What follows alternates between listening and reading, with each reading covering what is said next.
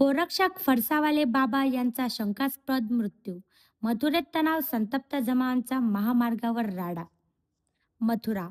उत्तर प्रदेशातील मथुरा जिल्ह्यात शनिवारी पहाटे हरियाणा सीमेजवळ फरसावाले बाबा या नावाने प्रसिद्ध असलेले गोरक्षक बाबा चंद्रशेखर यांचा संशयास्पद परिस्थितीत मृत्यू झाला. या घटनेमुळे संतप्त झालेल्या जमावाने राष्ट्रीय महामार्गावर रोखून धरला आणि पोलिसांवर जोरदार दगडफेक केली. परिस्थिती नियंत्रणात आणण्यासाठी पोलिसांनी लाठीमार करावा लागला आणि अश्रुधुरांच्या नळ्या कांड्या फोडाव्या लागल्या.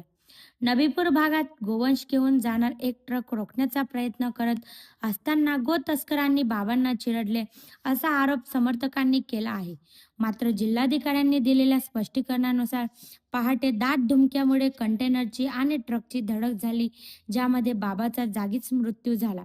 ज्या कंटेनरची बाबा तपासणी करत होते त्यामध्ये गोवंश नसून शॅम्पूसारख्या वस्तू होत्या, असे प्रशासनाने स्पष्ट केले. अफवामुळे जमाव हिंसक झाला होता.